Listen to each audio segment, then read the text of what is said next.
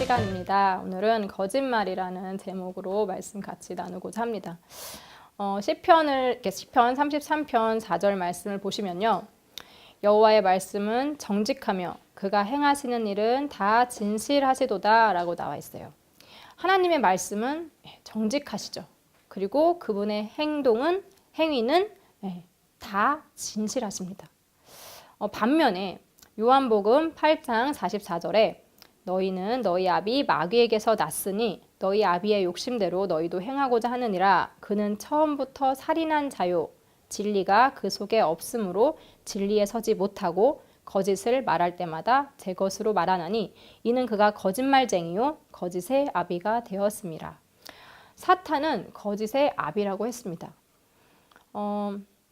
그래서 사탄은 거짓말하는 것을 우리가 그냥 숨 쉬는 것처럼 너무나도 자연스럽게 하게 되는 거죠.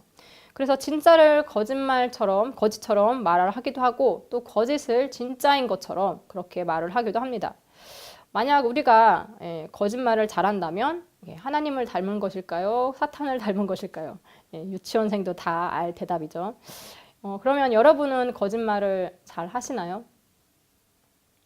요즘도 하는지 모르겠는데 저희들이 마피아 게임이라는 게 있었어요. 근데 마피아에 걸린 사람은 이제 거짓말을 잘 해야 그 게임에서 이길 수 있었어요. 근데 그 게임을 할 때 교회 선생님이 이 게임은 영적으로 좋지 않으니까 안 했으면 좋겠다라는 얘기를 했거든요. 그럼에도 불구하고 저희는 재밌으니까 열심히 했죠. 그때는 그게 이제 귀에 잘 들어오지 않았는데 이제는 이제 왜 그렇게 선생님께서 말씀하셨는지 이제 아는 거죠. 왜 그랬을까요? 이제 마피아 게임을 하다 보면요. 처음에는 이제 거짓말을 잘 못하니까 이렇게 자꾸 걸려요. 근데 자꾸 하면 할수록 거짓말이 늘까요? 안 늘까요? 점점 거짓말이 능수능란하게 이렇게 잘 하게 되는 거예요. 처음에만 힘들지 이제 거짓말을 자꾸 하다 보니까 나중에는 막 입에서 술술 거짓말이 막 나오는 거죠. 그러니까 거짓말 연습을 하게 하는 게 이 마피아 게임인 거예요. 그래서 우리의 영에 굉장히 무익한 게임이라고 했던 거죠. 우리가 뭘 그렇게 게임인데 그렇게까지 따지나라고 생각하시는 분들 분명히 계실 거예요. 저도 그랬었으니까요. 그런데요, 악은 모양이라도 따라하지 말라고 말씀을 했다는 거 잊으시면 안 됩니다. 그럼 여러분은 거짓말을 자주 하시나요? 잘 하시나요? 자신의 말에 속는 사람들의 모습이 재미있으신가요? 꼭 사람 놀리려고 거짓말 하시는 분들 계시죠? 오늘 말씀 들으시면서 같이 우리 자신을 한번 돌아보았으면 좋겠습니다. 그러면 우리는 언제 대체로 거짓말을 할까요? 먼저 우리가 이렇게 무시당하기 싫으면 거짓말을 합니다. 없는데 있는 척, 모르는데 아는 척, 그렇게 하죠. 또 경제적으로 손해보기 싫을 때에도 거짓말을 합니다. 더 적극적으로는 내가 더 많은 이익을 보기 위해서 이제 사기까지 치기도 하죠. 가룟 유다를 봤을 때요. 그는 예수님의 발에 향유를 부은 여인을 보고 잘했다라고 했을까요? 아니면 다른 말을 했을까요? 가룟 유다는 이 향유를 어찌하여 300데나리온에 팔아 가난한 자들에게 주지 아니하였느냐라고 말을 합니다. 실상은 가난한 자를 생각하는 것이 아니라 자기가 이제 돈꾀를 맡고 있으니까 나중에 이게 훔칠 생각을 가지고 있었기 때문에 그런 말을 했다고 성경은 말하고 있어요. 300데나리온을 내가 가질 수도 있었는데 그걸 예수님의 발에 확 부어버리니까 너무 아까운 마음이 들었던 거죠. 마음은 도둑이었고 입으로만 자성가였습니다. 자, 또 언제 거짓말을 할까요? 어떤 순간을 넘기고자 거짓말을 합니다. 남편들은 부인의 잔소리를 넘기고자 거짓말을 할 때도 있고요. 또 자기의 잘못이 들킬까 봐 아이들은 거짓말을 하죠. 베드로도 잡혀갈까 봐 두려워서 거짓말을 했습니다. 예수님을 모른다고요. 그죠? 나중에 엄청 후회했지만요. 또 언제 거짓말을 하냐면 이건 진짜 나쁜 건데 악의를 가지고 나쁜 의도를 가지고 거짓말을 하는 사람들이 있습니다. 다른 사람을 골탕 먹이거나 함정에 빠뜨려서 이제 곤란한 상황에 만들기 위해서 그렇게 거짓말을 하는 거죠. 에스더서에 하만이라는 사람이 그렇게 했죠. 자신에게 꿇어 절하지 않는 그 모르드게가 너무 그 모르드게에게 화가 나서 그 모르드게뿐만이 아니라 그 모르드게의 민족인 이스라엘 백성들을 모두 죽일 생각을 이렇게 계획을 세우고 이제 왕을 속여서 이스라엘을 진멸시킬 그 조서를 받아냅니다. 물론 나중에 전부 다 그 거짓말이 들켜서 이제 자신이 오히려 죽게 되죠. 또 우리는 때때로 아무런 생각 없이 그냥 입에서 나도 모르는 사이에 이제 거짓말을 할 때가 있어요. 그 말을 지킬 생각도 그런 책임을 질 마음도 없으면서 말이죠. 자, 크리스천들은요, 여러분들은 거짓말을 안 하려고 노력하며 산다고 알고 있어요. 그죠? 저도 그렇고 우리 모두 거짓말을 안 하려고 살려고 하고 있어요. 그래서 어떻게 보면 이제 도덕적으로는 굉장히 반듯하게 이제 사는 것처럼 보입니다. 그런데 문제는 이렇게 겉으로 드러나는 것은 괜찮은 모습인데 속으로는 모른다는 거죠. 그 속은 자기 자신과 이제 하나님만 아시겠죠. 열심히 하나님을 믿는다고 하는 사람일수록 또 높은 직분을 맡은 사람일수록 위선이라는 가면을 쓰기 쉽습니다.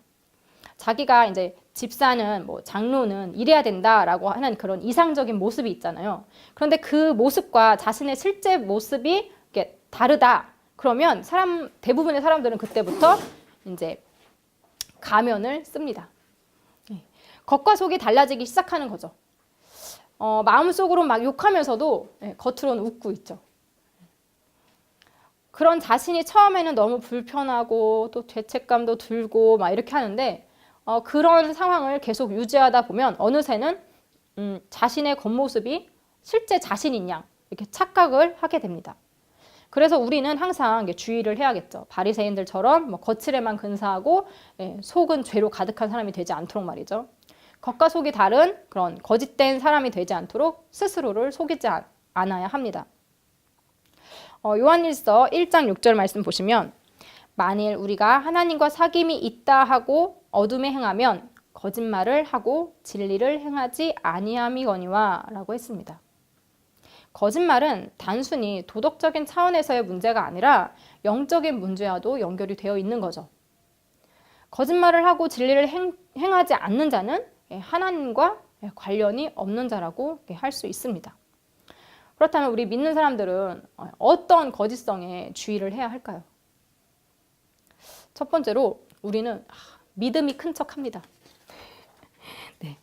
자신의 믿음이 너무 대단해서 다른 사람들이 하는 모습은 다 비판의 대상이 되는 거죠. 안 익은 열매는 입에 떨고요. 또 안 익은 벼는 고개를 뻣뻣하게 들고 있죠.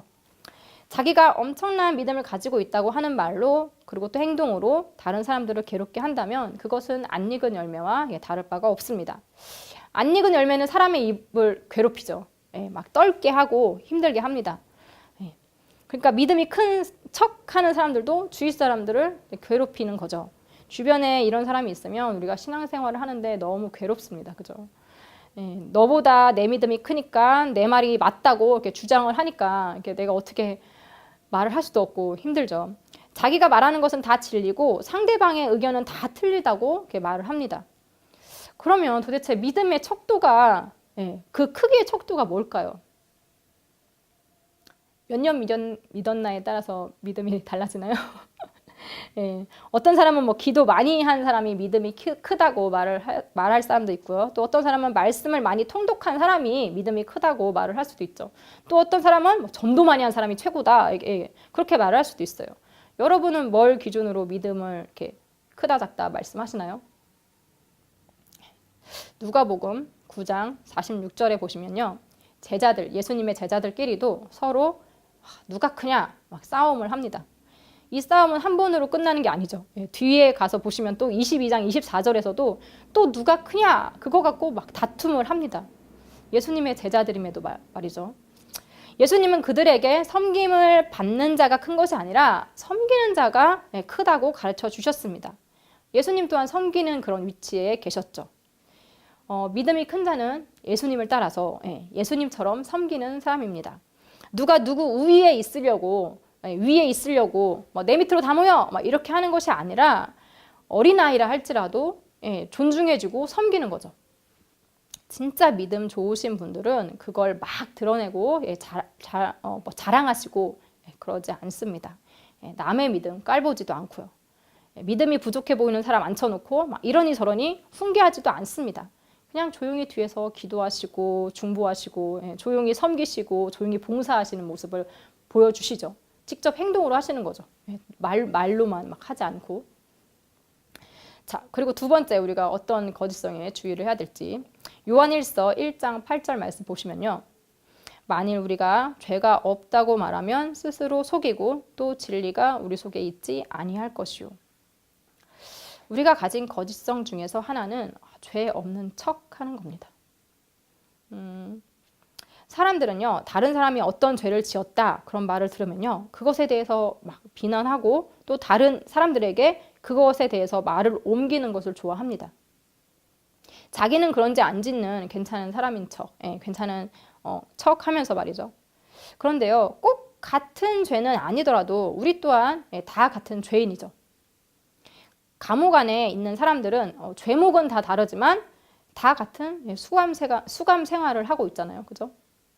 마찬가지죠. 우리가 감옥에 들어갈 일은 하지 않았다 할지라도 마음속으로 짓는 죄는 다 똑같습니다. 야고보서 2장 10절에 누구든지 온 율법을 지키다가 그 하나를 범하면 모두 범함자가 되나니 라고 했습니다. 그리고 11절에 간음하지 말라 하시니가 또한 살인하지 말라 하셨으니 내가 비록 간음하지 아니하여도 살인하면 율법을 범한 자가 되느니라 라고 했죠. 내가 간음하지 않아도 만약에 살인한 죄를 저지르면 나는 율법을 범한 사람이 되는 거죠. 살인자가 나는 간음 안 했다면서 간음한 자를 욕한다. 여러분 어떠세요? 어이가 없는 거죠. 말이 안 되는 얘기죠. 그러니 내가 어떤 특정한 죄를 짓지 않는다고 해서 그 간음한 사람을 욕하면 될까요? 안 될까요? 욕할 자격이 없는 거죠. 비난할 자격이 없는 겁니다. 나는 아닌 척, 죄 없는 척, 깨끗한 척, 겉으로는 이렇게 고상하게 또 사람들이 볼 때 막 거룩한 척 하면서 그렇게 살지만 속으로는 뭐 이런저런 온갖 죄를 다 저지르죠. 대놓고 짓는 죄보다 속으로 짓는 죄가 더 괜찮지 않습니까? 라고 말씀하실 분이 계실 거예요.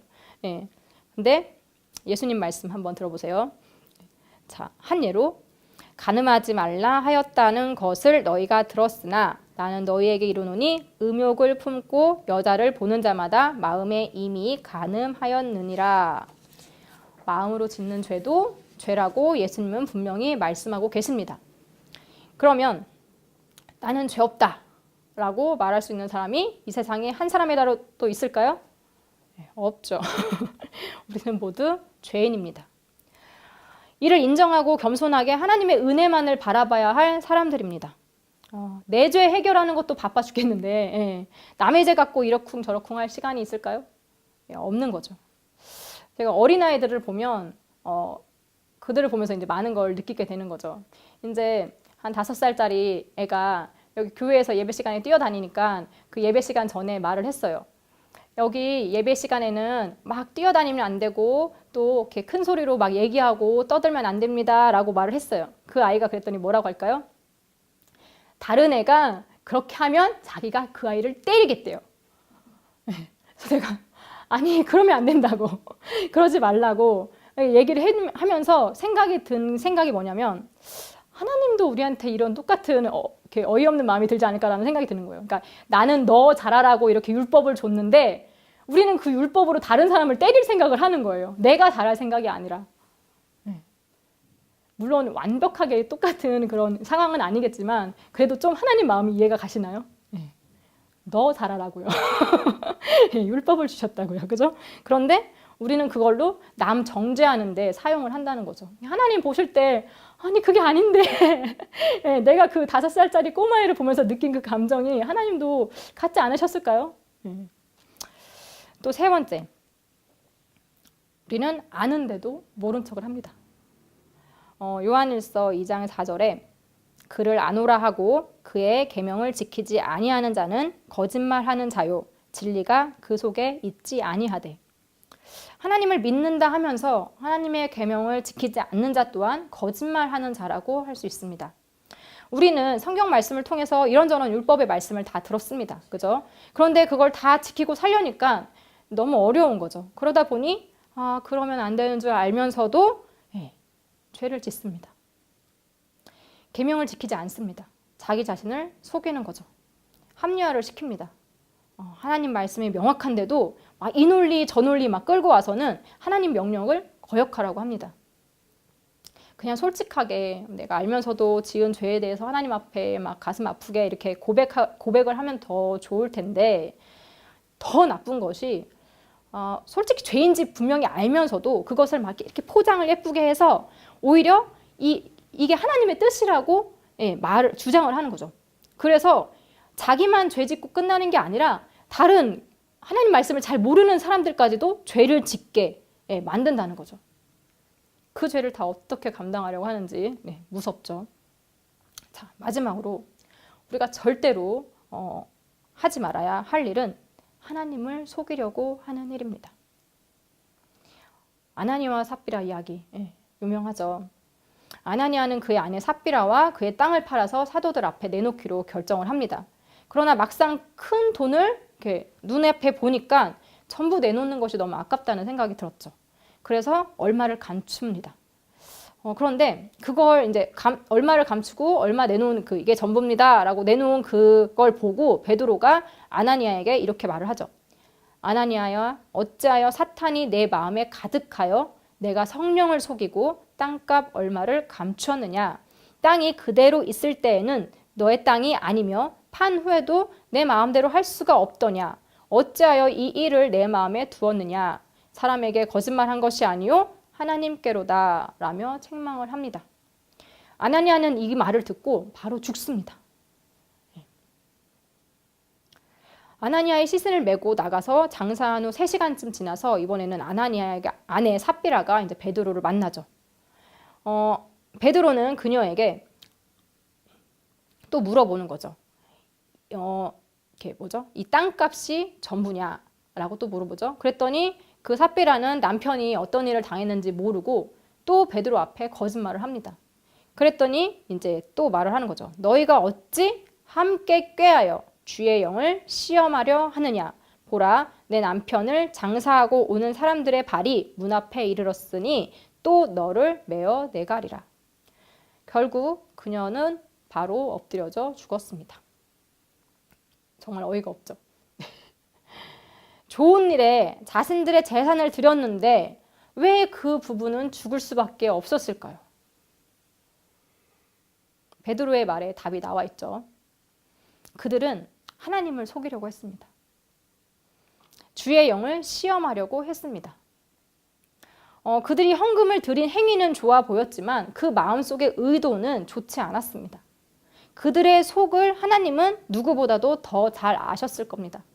겉으로는 의인인 척 자신들의 재산도 아까워하지 않고 공동체를 위해 베푸는 모습을 보였지만 속으로는 다른 악한 생각들이 있었던 거죠. 위선이었죠. 지금 우리들 중에 아나니아와 삽비라가 없을까요? 아니요. 더 많을 거라고 생각을 합니다. 여전히 손바닥으로 하늘을 가리려고 하는 그런 어리석은 사람들이 많습니다. 거짓말과 거짓된 행동을 즐기는 자는 거짓의 아비인 사탄의 종입니다. 우리 안에 있는 거짓성들을 경계하고 아주 사소한 그런 거짓말이라 할지라도 거짓된 행동이라 할지라도 하지 않도록 주의를 해야 합니다. 하나님의 성품을 닮아서 정직한 입술과 또 진실한 행동을 하는 우리 모두가 되기를 소망합니다. 마치겠습니다.